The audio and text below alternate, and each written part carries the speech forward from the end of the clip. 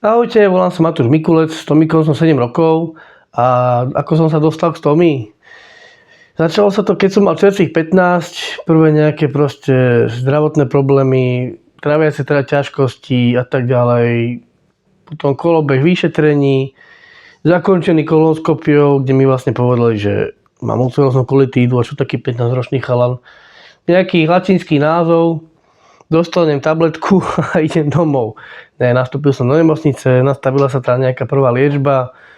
Kto to pozná, tak to boli naozaj hrstie liekov. Ja som na to takto pozeral, že to snad nie. Však dobre, no.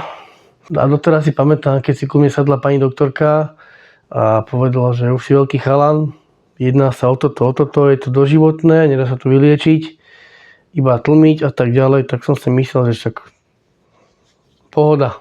Dostanem tabletku, keď človeka boli hlava, hotovo, ne? Nie. A celé sa to takto ťahalo 10 rokov. Nejaké biologické liečby, kortikoidy. Jediné, čo ma držalo, teda boli kortikoidy a to tiež nie je nejaké veľké terno, užívať 10 rokov v kuse. No a vlastne dospelo to do štádia, keď to začalo byť naozaj nebezpečné. Keď hrozilo aj pretrhnutie čreva, veľké riziko rakoviny a tieto veci. A došla na radu téma stómia. Ja som nevedel, že čo to je stómia. A keď mi to zase ďalšia istá pani doktorka povedala, do dneska si aj to pamätám, že teda čo je to stómia, ako to vyzerá, tak som si povedal, že to snad nie. Mal som vtedy 25 rokov a ja budem chodiť s nejakým sáčkom, nejaký mrzák proste po svete. Naozaj ako takto som nad tým rozmýšľal, lebo ako to je pre mňa koniec. Bol som nejaký športovec, chodil som cvičiť, jak proste väčšina chalanov ide do posilovne, čo sa snaží dvíhať a tak a to potom to pre mňa končí a tak. Ne? A tak som si začal zisťovať s priateľkou vtedy ešte a s mojimi rodičmi nejaké veci o tom a čím ďalej sme sa tým nejak zaoberali, tak sme vlastne zistili, že to nie je také zlé. Však asi poviem do toho. Ne? Aj tak, akože veľa možností nemám. Že buď umrem na toto, eventuálne, alebo si dám stómiu a budem žiť. Dobre, tak ideme do toho. Bo ja som musel byť ten iniciátor, že ideme do toho, dá sa termín a vybavené. Ide sa na kolektómiu a zároveň na vyšitie stómie. Tak som teda išiel do toho.